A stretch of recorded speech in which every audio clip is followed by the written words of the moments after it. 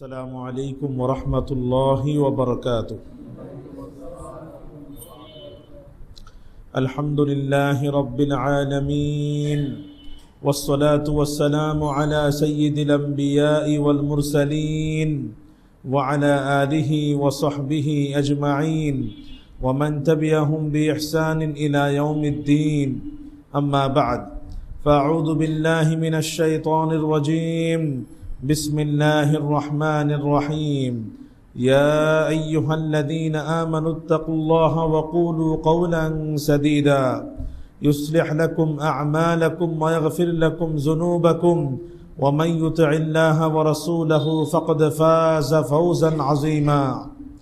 وقال تعالى: ومن يكفر بالإيمان فقد حبط عمله وهو في الآخرة من الخاسرين.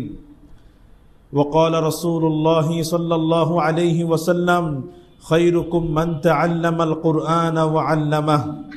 وقال عليه الصلاة والسلام: اللهم إني أسألك علما نافعا ورزقا طيبا وعملا متقبلا. وقال عليه الصلاة والسلام: اللهم إني أعوذ بك من علم لا ينفع ومن قلب لا يخشع ومن نفس لا تشبع ومن دعوة لا يستجاب لها أو كما قال عليه الصلاة والسلام. আলহামদুলিল্লাহ, আল্লাহ তাআলা শুকর, আল্লাহ তাআলার মেহেরবানি যে আল্লাহ তাআলা আমাদেরকে মাগরিবের নামাজ আদায় করার পরে একটি দ্বীনি মজলিসে কোরআনুল কারীমের মজলিসে কোরআন থেকে কিছু মুযাকারা করার জন্য একসাথে বসার তৌফিক দান করেছেন। আলহামদুলিল্লাহ। এমন যে কোনো মজলিস যেখানে কোরআনের তেলাওয়াত হয়, যেখানে কোরআনের মুযাকারা হয়, এই জাতীয় মজলিসে বসতে পারা বহুত বড় সাআদাত, বহুত বড় সৌভাগ্যের বিষয়, অনেক বড় ফজিলত এবং অনেক বড় মর্যাদার বিষয়। সহিহ মুসলিমের হাদিস 2699 নম্বর হাদিস, রাসূল করিম সাল্লাল্লাহু আলাইহি ওয়াসাল্লাম ইরশাদ করেন: মাজতামা কওমুন ফি বাইতিন মিন বুয়ুতিল্লাহ ইয়াতলুনা কিতাবাল্লাহ ওয়া ইয়াতাদারাসুনাহু বাইনাহুম ইল্লা নাযালাত আলাইহিমুস সাকিনাহ ওয়া গাশিয়াতহুমুর রাহমাহ ওয়া হাফফাতহুমুল মালায়েকা ওয়া যাকারাহুমুল্লাহু ফি মান ইনদাহ। হাদিসটার অর্থ হলো, রাসূল করিম সাল্লাল্লাহু আলাইহি ওয়াসাল্লাম ইরশাদ করেন, যখন কিছু মানুষ আল্লাহর ঘরসমূহের মধ্যে থেকে কোনো এক ঘরে একত্রিত হয় এবং তারা আল্লাহর কিতাব থেকে তেলাওয়াত করে এবং আল্লাহর কিতাব থেকে মুযাকারা করে। আল্লাহর কিতাব এটা কোন কিতাব? আল কোরআনুল কারীম। যখন তারা কোরআনের তেলাওয়াত করে এবং কোরআন থেকে মুযাকারা করে, ইল্লা নাযালাত আলাইহিমুস সাকিনাহ, তখন সেই মজলিসে যারা উপবিষ্ট থাকে তাদের উপর আসমান থেকে সাকিনা বর্ষিত হয়। ওয়া গাশিয়াতহুমুর রাহমাহ, আল্লাহ তাআলার রহমত এবং দয়া তাদেরকে আচ্ছন্ন করে ফেলে। ওয়া হাফফাতহুমুল মালায়েকা, ফেরেশতারাও তাদেরকে বেষ্টন করে বসে যায়। ওয়া যাকারাহুমুল্লাহু ফী মান ইনদাহ, আর আল্লাহ তাআলার তার নিকটবর্তী যে সকল ফেরেশতারা থাকেন, আল্লাহ তাআলা তাদের সঙ্গে তাদের প্রশংসা করতে থাকেন, সুনাম করতে থাকেন যে দেখো আমার বান্দারা আমার কালাম নিয়ে বসেছে, আমার কোরআন থেকে তেলাওয়াত করছে, আমার কালাম থেকে মুযাকারা করছে। আল্লাহ স্বয়ং তাদের কথা আলোচনা করতে থাকেন ফেরেশতাদের সঙ্গে। তো আমাদের জন্য এর চেয়ে বড় সৌভাগ্য আর কি হতে পারে যে আল্লাহ আমাদের কথা আলোচনা করছেন, আমার কথা আলোচনা করছেন। এর থেকে দুনিয়াতে বড় সৌভাগ্য আর কিছু হতে পারে? কোনো কিছু হতে পারে না।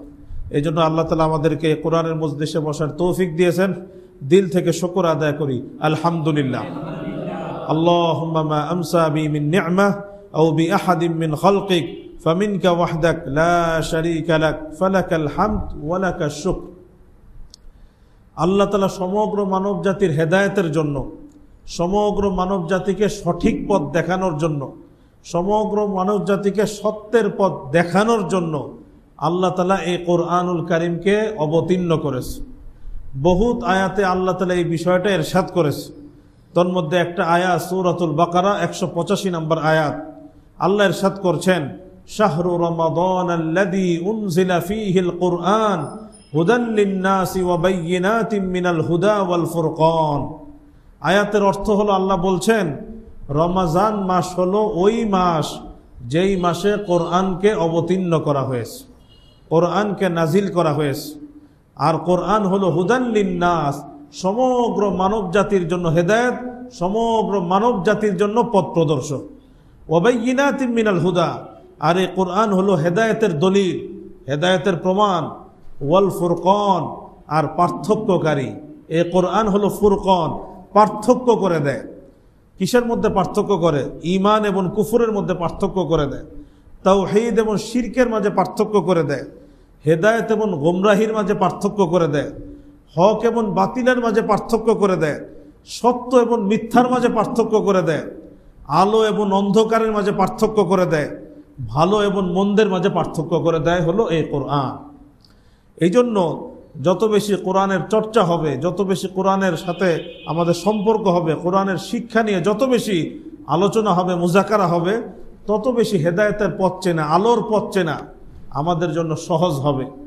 আর যদি আল্লাহ না করুক, কোরআনের শিক্ষা থেকে, কোরআনের চর্চা থেকে আমরা যদি বিমুখ থাকি, উদাসীন থাকি, তাহলে হেদায়েতের পথ চেনা, আলোর পথ চেনা আমাদের জন্য কঠিন হবে, হেদায়েতের পথে চলা আরও কঠিন হবে।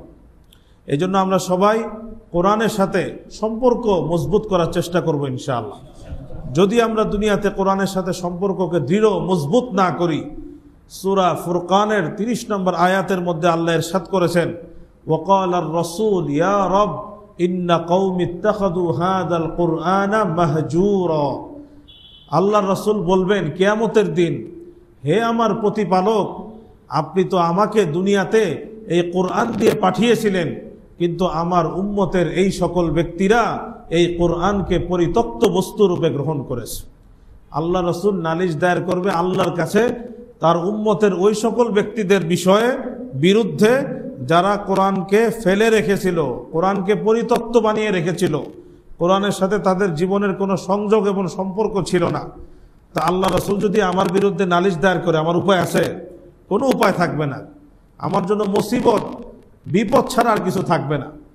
এই জন্য আমরা যদি চাই যে আমার বিরুদ্ধে আল্লাহ রাসূলের জন্য কোনো অভিযোগ দায়ের করা না লাগে, এটা আমরা চাই কি চাই না? সবাই চাই।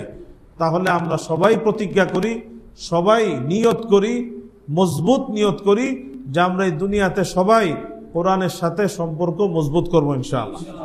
যারা কোরআন এখনো শিখি নাই, শেখা শুরু করি। যারা শিখেছি তারা বেশি বেশি তেলাওয়াত করার চেষ্টা করি, সাথে সাথে আল্লাহ কি চায় সেটাকে অনুধাবন করার চেষ্টা করি, এবং কোরআনী জিন্দেগিকে অনুসরণ করা, কোরআনী জিন্দেগিকে নিজের জীবনে বাস্তবায়ন করা। আল্লাহ আমাদের সবাইকে আমল করার তৌফিক দান করে। আজকে আমরা কোরআনুল কারীমে একটি সূরা হলো সূরাতুল মায়েদা।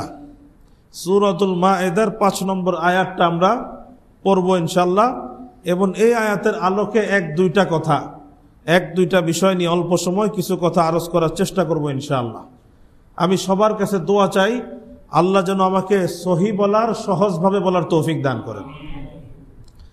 আল্লাহ ইরশাদ করছেন, ওয়ামাই ইয়াকফুর বিল ঈমান ফাকাদ হাবিতা আমালুহু ওয়া হুয়া ফিল আখিরাতি মিনাল খাসিরিন।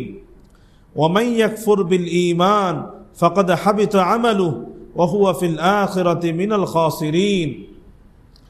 আয়াতের অর্থ হলো, আল্লাহ বলছেন, যেই ব্যক্তির ঈমান বিশুদ্ধ নয়, যেই ব্যক্তির ঈমান আকীদা বিশুদ্ধ নয়, ফাকাদ হাবিতা আমালুহু, তার আমল বরবাদ হয়ে যাবে, ওয়া হুয়া ফিল আখিরাতি মিনাল খাসিরিন, আর সে আখিরাতে ক্ষতিগ্রস্তদের অন্তর্ভুক্ত হয়ে যাবে। আয়াতের অর্থ হলো, আল্লাহ বলছেন, ওয়ামাই ইয়াকফুর বিল ঈমান, যে ব্যক্তির ঈমান বিশুদ্ধ নয়, যে ব্যক্তির ঈমান বিশুদ্ধ নয়, ফাকাদ হাবিতা আমালুহু, তার আমল বরবাদ হয়ে যাবে, নষ্ট হয়ে যাবে, ওয়া হুয়া ফিল আখিরাতি মিনাল খাসিরিন, আর সে আখিরাতে ক্ষতিগ্রস্তদের অন্তর্ভুক্ত হয়ে যাবে। এই হলো আয়াত, এই হলো আয়াতের তরজমা। এই আয়াতে আল্লাহ স্পষ্ট বলে দিয়েছেন, স্পষ্টভাবে বলে দিয়েছেন যে আমরা যেই সকল আমল করি, কেউ আমরা নামাজ পড়ছি, কেউ তেলাওয়াত করছি, কেউ নফল রোজা রাখছি, দান সদকা করছি, বিভিন্ন ভালো কাজ করছি, এগুলো অবশ্যই ভালো কাজ এবং এগুলো আখিরাতে অবশ্যই কাজে আসবে, কিন্তু শর্ত হলো যদি কি থাকে? ঈমান থাকে। যদি ঈমান থাকে, তাহলে এগুলো আখেরাতে কাজে আসবে, এগুলো আখেরাতে আমার জন্য উপকারী হবে। কিন্তু যদি এমন হয় যে আমার ইমানটাই শুদ্ধ না, ইমানের মধ্যেই ভেজাল, ইমানের মধ্যেই সমস্যা, তাহলে আমার এই সকল আমল যেটা আমি করব, যদি এগুলো ভালো হয়, আল্লাহ তাআলা দুনিয়াতেই কোনো না কোনোভাবে এগুলোর যাজা বদলা দিয়ে দিবে, কিন্তু ওয়াহুয়া ফিল আখিরাতি মিনাল খাসিরিন, কিন্তু আখেরাতে ক্ষতিগ্রস্ত হয়ে যেতে হবে। ওই আখেরাতে এটার কোনো বিনিময় পাওয়া যাবে না। এই জন্য চিন্তা করি যে আমরা যে আমলগুলো করি, আমরা তো এই জন্যই করি যাতে এই আমলটা আখেরাতে কাজে আসে। এই জন্য তো আমরা আমল করি, এই আমল যেন আমাকে জান্নাতে পৌঁছে দেয়, জাহান্নাম থেকে রক্ষা করে, এই জন্যই তো আমল করি। কিন্তু চিন্তা করা দরকার, আমার এই আমল যদি ঈমান বিশুদ্ধ না থাকে তাহলে কি হয়ে যাবে? বরবাদ হয়ে যাবে। তাহলে বোঝা উচিত ঈমানকে হেফাজত করা, ঈমানকে বিশুদ্ধ রাখা, এটা কত জরুরি, কত এটা জরুরি। আল্লাহ তাআলা আমরা সবাই যেন আমাদের ঈমানকে বিশুদ্ধ রাখতে পারি, ঈমানের মধ্যে যেন কোনো কুফরি আকীদা না ঢুকে, কোনো ধরনের শিরকি আকীদা না ঢুকে। আল্লাহ যেন আমাদের সবাইকে কুফরি এবং শিরকি যত আকীদা আছে, কুফরি এবং শিরকি যত আচরণ এবং উচ্চারণ আছে, কুফরি এবং শিরকি যত চিন্তা চেতন এবং ভাব এবং ভাবনা আছে, আল্লাহ যেন এগুলো থেকে আমরা বেঁচে থাকতে পারি। আল্লাহ আমাদের সবাইকে তৌফিক দান করে। আমরা ইতিপূর্বে কয়েক মজলিস ধারাবাহিক আমরা এমন কিছু আকীদা নিয়ে আলোচনা করছিলাম যেগুলো সম্পূর্ণ শিরকি আকীদা, যেগুলো কুফরি আকীদা। আমরা এগুলো নিয়ে কি করছিলাম? আলোচনা করেছিলাম না? কয়েক ধাপেই তো আলোচনা চলেছিল যে সমাজে এরকম অনেক কুফরি আকীদা ছড়িয়ে আছে, সমাজের মুখে এরকম অনেক শিরকি আকীদা ছড়ানো আছে, যেগুলো মুসলমান মনে করি নিজেকে আমরা, যারা নিজেদেরকে মুসলমান মনে করে, দেখা যায় এই কুফরি আকীদা, এই শিরকি আকীদার সাথে কোনো না কোনোভাবে জড়িয়ে আছে। সবাই না, কিন্তু অনেকেই। আমাদের উচিত সর্বাত্মকভাবে এই সমস্ত কুফর থেকে এবং শিরিক থেকে নিজেদেরকে পবিত্র রাখার চেষ্টা করা। আল্লাহ আমাদের সবাইকে আমল করার তৌফিক দান করেন। আজকে আমরা আরেকটা কুফর, আরেকটা ঈমান বিধ্বংসী চিন্তা এবং চেতনা, আচরণ এবং উচ্চারণ, যেটা সম্পূর্ণ কুফর, ঈমান নষ্ট করে দেয়, আমরা আরেকটা এরকম জরুরি বিষয় নিয়ে আজকে আলোচনা করার চেষ্টা করবো ইনশাআল্লাহ। আমি দোয়া চাই আল্লাহ যেন সহি বলার, সহজভাবে বলার তৌফিক দান করেন। প্রথম কথা, আল্লাহ সুবহানাহু ওয়া তাআলা কোরআনুল কারিমে সূরাতুল হজের মধ্যে আল্লাহ তাআলা একটা আয়াত নাজিল করেছে। আয়াতটা কি? ওয়ামান ইউআযযিম শাআইরাল্লাহ ফাইন্নাহা মিন তাকওয়াল কুলুব, ওয়ামান ইউআযযিম শাআইরাল্লাহ ফাইন্নাহা মিন তাকওয়াল কুলুব। আয়াতের অর্থ হলো, যে ব্যক্তি আল্লাহর শাআয়েরকে সম্মান করে, আল্লাহর শাআয়েরকে শ্রদ্ধা করে, ফাইন্নাহা মিন তাকওয়াল কুলুব, তবে এটা আলামত যে তার অন্তরের মধ্যে তাকওয়া আছে, তার অন্তরের মধ্যে আল্লাহর ভয় আছে, তার অন্তরের মধ্যে ঈমান আছে। যে ব্যক্তি আল্লাহর শাআয়েরকে কি করে? শ্রদ্ধা করে, সম্মান করে, এটা লক্ষণ যে তার অন্তরে কি আছে? তাকওয়া আছে, আল্লাহর ভয় আছে, তার অন্তরে ঈমান আছে। শাআয়ের মানে কি? শাআয়ের এটা হলো আরবি শাঈরাতুন, এটার বহু বচন হলো শাআয়ের। বাংলা অর্থ হলো প্রতীক, নিদর্শন, প্রতীক, নিদর্শন। এটার আরবি হলো শাঈরাতুন, বহু বচন হলো শাআয়ের। তো আল্লাহ বলছেন, যে ব্যক্তি আল্লাহর শাআয়ের কে শ্রদ্ধা করে, সম্মান করে, এটা আলামত যে তার অন্তরে কি আছে? তাকওয়া আছে, ঈমান আছে। তা আল্লাহ তাআলার প্রতীক আবার কোনটা? আল্লাহ তাআলার নিদর্শন কোনটা? এটা বুঝতে হবে। কোনটাকে শাআইরুল্লাহ বলে, কোনটাকে শাআইরুল্লাহ বলে, এটা বোঝার চেষ্টা করি। আল্লাহ তাআলা বেশ কিছু কাজকে, বেশ কিছু বস্তুকে, বেশ কিছু স্থানকে আল্লাহ সম্মানিত করেছেন এবং সেগুলোকে তার কুদরতের চিহ্ন বানিয়েছেন এবং ইসলাম এবং মুসলমানদের প্রতীক এবং নিদর্শন বানিয়েছে। সেগুলোকেই বলে শাআইরুল্লাহ। সেগুলোকে কি বলে? শাআইরুল্লাহ। আল্লাহ তাআলা কিছু কাজকে, আল্লাহ তাআলা কিছু কথাকে, আল্লাহ তাআলা কিছু বস্তুকে, আল্লাহ তাআলা কিছু জায়গাকে সম্মানিত করেছেন এবং সেগুলোকে তার কুদরতের চিহ্ন বানিয়েছেন এবং সেগুলোকে ইসলাম এবং মুসলমানদের নিদর্শন বানিয়েছেন। এগুলোকে কি বলে? শাআইরুল্লাহ। আল্লাহ বলে দিয়েছেন এগুলোকে যেন আমরা শ্রদ্ধা করি। যদি শ্রদ্ধা করি বুঝতে হবে আমার অন্তর ঈমান আছে। যেমন কোরআনুল কারীম, এই যে আমাদের সামনে আল কোরআনুল কারীম, এই গ্রন্থটাকে, এই কিতাবটাকে আল্লাহ তাআলা সম্মানিত করেছেন কি করেন নাই? করেছেন। এবং এটা মুসলমান এবং ইসলামের নিদর্শন কি নিদর্শন না? নিদর্শন। একজনের বাড়িতে আপনি দাওয়াত খেতে গেলেন, যাওয়ার পরে দেখলেন সেখানে আল কোরআনুল কারীম আছে, তখন আপনি কি বুঝতে পারবেন যে এই লোকটা মুসলমান, এই লোকটা কি মুসলমান। সুতরাং এই কোরআন হলো ইসলাম এবং মুসলমানের চিহ্ন, এটা হলো ইসলাম এবং মুসলমানের নিদর্শন, হলো এই আল কোরআনুল কারীম। এক ব্যক্তি আপনার সামনে জিকির করছে, লা ইলাহা ইল্লাল্লাহ আশহাদু আল্লা ইলাহা ইল্লাল্লাহ পড়ছে, তার মানে এটাই প্রমাণ করছে এই লোকটা কি মুসলমান, এই লোকটা মুসলমান। সুতরাং এই যে কালেমা তাইয়্যিবা, কালেমা শাহাদাত, এটাও হলো শাআইরুল্লাহ, এটাও হলো কি শাআইরুল্লাহ। ঠিক তদ্রূপ এক লোককে আপনি দেখছেন নামাজ পড়ছে, আপনি দেখলেন এক লোক নামাজ পড়ছে, নামাজের হালতে আছে, তখন আপনি কি বুঝবেন যে এই লোকটা মুসলমান, এই লোকটা কি মুসলমান, এই জন্য তো সে নামাজ পড়ছে। সুতরাং এই নামাজ এটাও শাআইরুল্লাহ, কারণ এটা ইসলামের নিদর্শন, এটা মুসলমানদের নিদর্শন। এক লোককে আপনি দেখলেন সে হজে যাচ্ছে, ওমরায় যাচ্ছে, হজ ওমরায় যাচ্ছে, দোয়া চাচ্ছে আপনার কাছে, আপনি তার কাছে দোয়া চাচ্ছেন, এই যে লোক হজে যাচ্ছে এটাই বোঝা যাচ্ছে এই লোকটা কি মুসলমান। সুতরাং এই হজ এটা হলো শাআইরুল্লাহ, এটা ইসলাম এবং মুসলমানদের কি নিদর্শন। আপনি এক এলাকায় গেলেন, দেখলেন সেখানে মসজিদ আছে, মসজিদ যেমন এই যে এখানে বাইতুস সালাম মসজিদ আছে, আরো বিভিন্ন জায়গায় মসজিদ আছে। এই মসজিদ দেখার সাথে সাথে আপনার ভিতরে অনুভূতি আসবে, ও তার মানে এখানে এই এলাকায় মুসলমান আছে, এই এলাকায় কি আছে? মুসলমান আছে, এখানে নামাজ হয়। তো এই যে মসজিদটা দেখার পরে আপনি বুঝলেন যে এখানে মুসলমান আছে, সুতরাং এই মসজিদটা হলো শাআইরুল্লাহ, এই মসজিদ হলো কি শাআইরুল্লাহ।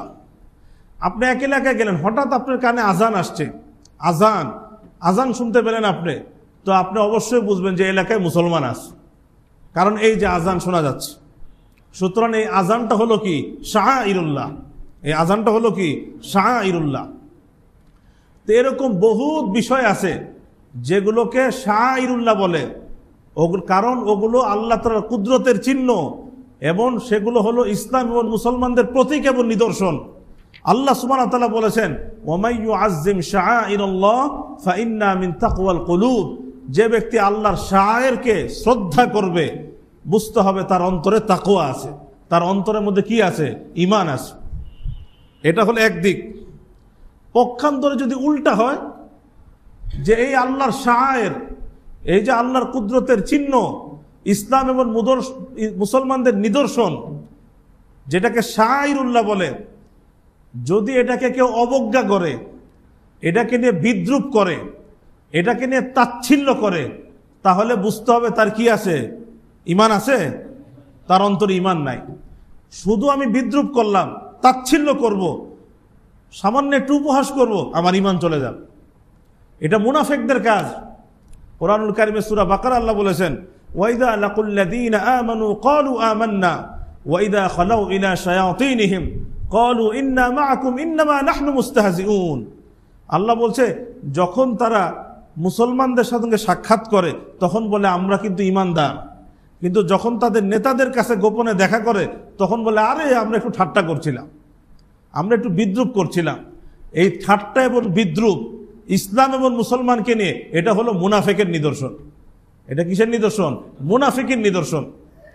এবং ইসলাম এবং মুসলমানদের কোনো নিদর্শন, কোনো প্রতীক নিয়ে যে ঠাট্টা বিদ্রূপ করবে, আল্লাহ কোরআনে সূরাতুত তাওবার 64 থেকে 66 নম্বর আয়াতে আল্লাহ পরিষ্কার বলেছেন, লা তাস্তাহজিউ ক্বাদ কাফারতুম বা'দা ঈমানিকুম, তোমরা উপহাস করো না, তাচ্ছিল্য করো না, তোমরা উপহাস করো না, তাচ্ছিল্য করো না, নিশ্চয় তোমরা তোমাদের ঈমানের পরে কুফরিতে লিপ্ত হয়ে গেছো, কুফরিতে লিপ্ত হয়ে গেছো। যদি কেউ শাআইরুল্লাহ, ইসলামের যে কোনো একটা নিদর্শন, যে কোনো একটা প্রতীক, এটা নিয়ে যদি তাচ্ছিল্য করে, বা শরীয়তের কোনো একটা ছোট্ট বিধানকে নিয়ে যে ব্যক্তি তাচ্ছিল্য করবে, উপহাস করবে, তার ঈমান কি হয়ে যাবে? নষ্ট হয়ে যাবে, ঈমান হারা হয়ে যাবে। বিষয়টাকে আমরা বুঝতে পেরেছি? আল্লাহ আমাদের সবাইকে বোঝার তৌফিক দান করেন। একজন লোক, কথার কথা এখন একটু উদাহরণ দেই, আমাদের সমাজে দেখা যায় অনেকে এমন পাওয়া যায়, কোনো ব্যক্তি পাওয়া যায় নিজেকে মুসলমান দাবি করে, হয়তো মুসলমানদের কিছু কাজও সে করে। পক্ষান্তরে আবার দেখা যায় এই শাআইরুল্লাহ, ইসলামের চিহ্ন, ইসলামের নিদর্শন, মুসলমানদের প্রতীক বা শরীয়তের কোনো বিধান, এগুলোকে নিয়ে উপহাস করে, তাচ্ছিল্য করে। মনে রাখতে হবে, যে ব্যক্তি এই কাজ করবে ঈমান হারা হয়ে যাবে, সাথে সাথে ঈমান নষ্ট হয়ে যাবে। নাউযুবিল্লাহ মিন যালিক। আল্লাহ আমাদের সবাইকে হেফাজত করে, আল্লাহ সবাইকে হেফাজত করে।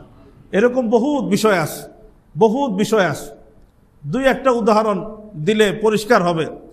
আমাদের সমাজে এরকম বহুত মানুষ আছে, যখন আজান হয় তখন বলে যে আলহামদুলিল্লাহ আজান হচ্ছে, জানালাগুলো খুলে দাও। অনেকে আছে ঘরের জানালা এমনভাবেই বানায় যাতে আজান শোনা যায়। এরকম আমাদের সমাজের লোক আছে কি নাই? আছে। কিন্তু পক্ষান্তরে আমাদের সমাজে এমন লোকও আছে, যখন আজান হয় বিরক্তি প্রকাশ করে এবং স্পষ্ট ভাষায় বলে যে এটা শব্দ দূষণ ছাড়া আর কিছু না, শব্দ দূষণ ছাড়া আর কিছু না।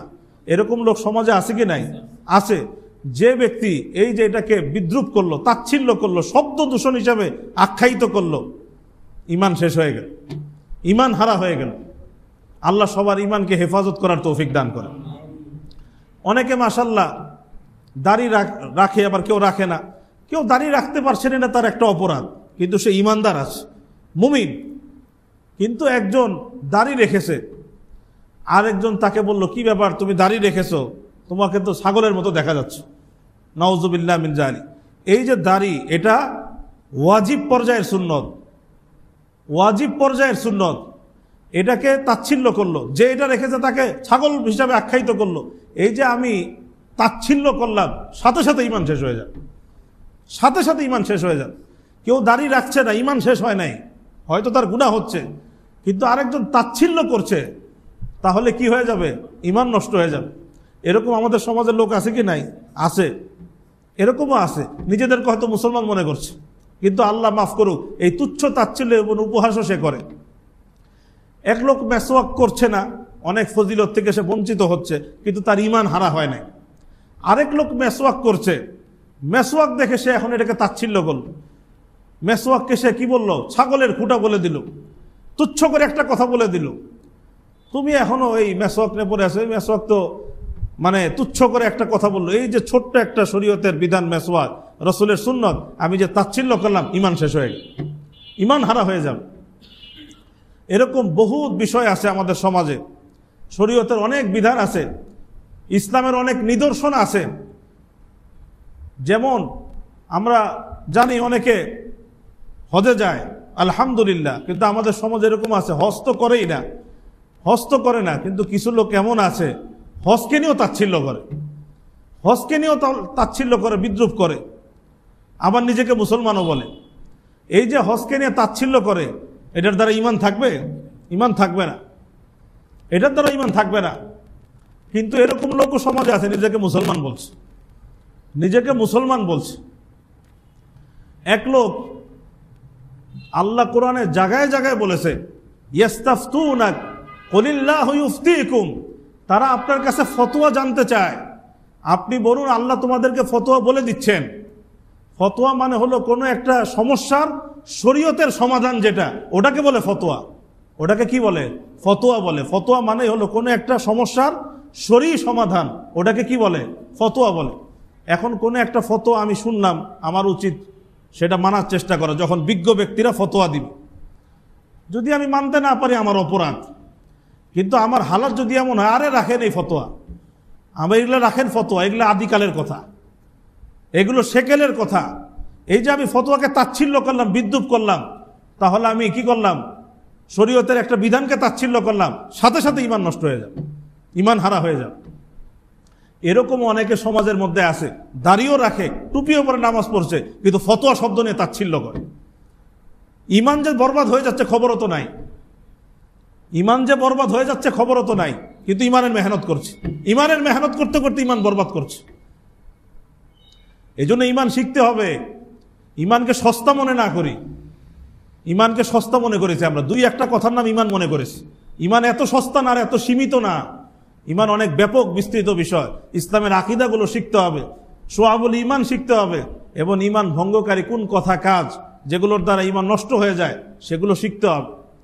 তো আজকে আমরা শুধু একটা বিষয় নিয়ে আমরা আলোচনা করলাম, যে শরীয়তের বিধান, ইসলামের কোনো নিদর্শন, মুসলমানদের কোনো প্রতীক, যে কোনো এরকম বিষয় আসে, ছোট থেকে ছোট, সামান্য থেকে সামান্য বিষয় যদি সেটা হয়, যদি সেটাকে তুচ্ছ তাচ্ছিল্য করা হয়, সেটাকে উপহাস করা হয়, অবজ্ঞা করা হয়, তাহলে এই একটা কাজই তার ঈমান নষ্ট হওয়ার জন্য যথেষ্ট।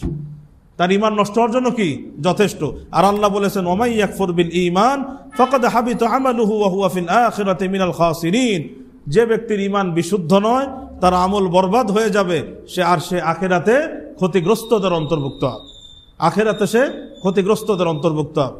এজন্য আমরা প্রতিজ্ঞা করি, আমরা ইনশাআল্লাহ আমৃত্যু ঈমানকে বিশুদ্ধ রাখার চেষ্টা করবো ইনশাআল্লাহ। সব ধরনের কুফরি এবং শিরকি আকীদা, শিরকি কথা, কাজ থেকে আমরা আমৃত্যু বেঁচে থাকার চেষ্টা করবো তো ইনশাআল্লাহ। আল্লাহ আমাদের সবাইকে তৌফিক দান করেন। ওয়া আখিরু দাওয়ানা আনিল হামদুলিল্লাহি রাব্বিল আলামিন।